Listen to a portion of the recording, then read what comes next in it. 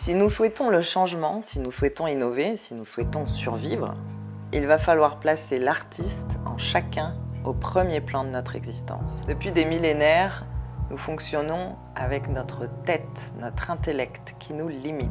Alors que depuis la nuit des temps, l'artiste nous passe des messages détournés et nous ouvre des voies que nous sommes bien incapables d'entendre. Vous êtes en train de vous dire, l'artiste, ce déluré, ce saltimbanque.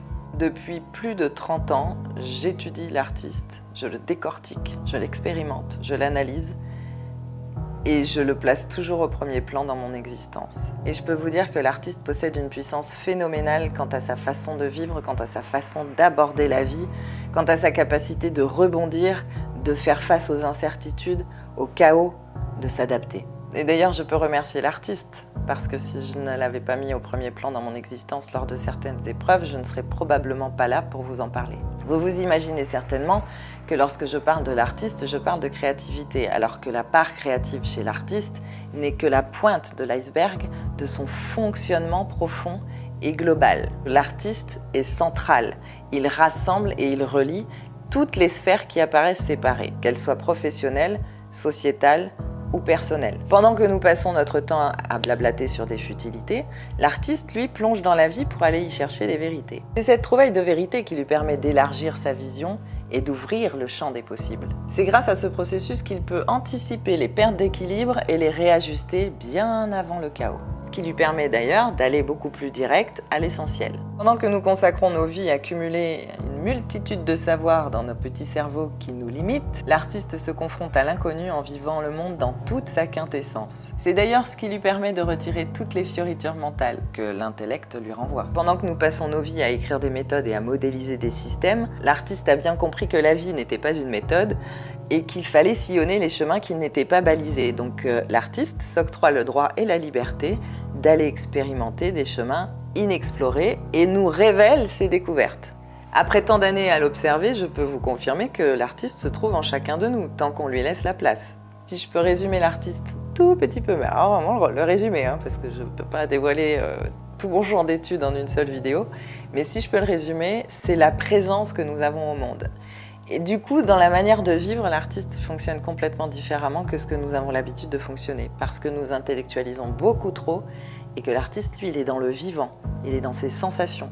Du coup, il développe une multitude de choses que nous n'avons pas l'habitude d'aborder. Soyons honnêtes, nous passons nos vies à accumuler beaucoup de savoir dans notre petite tête pour nous rassurer, et une fois que le chaos arrive, nous sommes incapables de rebondir parce que le savoir s'évapore. Le savoir n'a pas été expérimenté, n'a pas été vécu, contrairement à ce que fait l'artiste. Il développe une connaissance qui est beaucoup plus étoffée parce qu'il en vit l'expérience. L'artiste danse sur les multiples facettes de l'humanité parce qu'il a compris que c'est ce qu'il portait. Il se permet d'être humain sans aucun jugement. Il s'expérimente, il s'explore, il découvre, il recherche. Au cours de sa vie, il emprunte donc des chemins beaucoup plus ouverts que ceux vers lesquels notre cerveau nous dirige. C'est parce qu'il sort du marasme cérébral qui a tendance à séparer les informations que l'artiste crée du lien, des ponts, des passerelles entre tout ce qui apparaît séparé et il ouvre les voies de l'innovation. De manière très concrète, si j'arrive à impacter 30 000 personnes en 4 minutes lorsque je passe un message, ce n'est pas parce que j'utilise des stratégies, mon intellect ou toute autre méthode. Non, c'est parce que je mets à nu la profondeur de mon humanité. Et celui qui apporte cette humanité-là, c'est l'artiste en chacun. Très sincèrement, si nous voulons sauver cette humanité, si nous voulons nous adapter, si nous voulons avancer et tenter d'avancer, il va vraiment falloir que nous cessions de nous cacher continuellement derrière les dogmes, les certitudes, les croyances, les faux semblants. Il va vraiment falloir faire preuve de transparence et pour ça, l'artiste en chacun est très aidant. Ce qui lui importe, c'est d'être vrai. C'est pas de faire beau, c'est d'être vrai.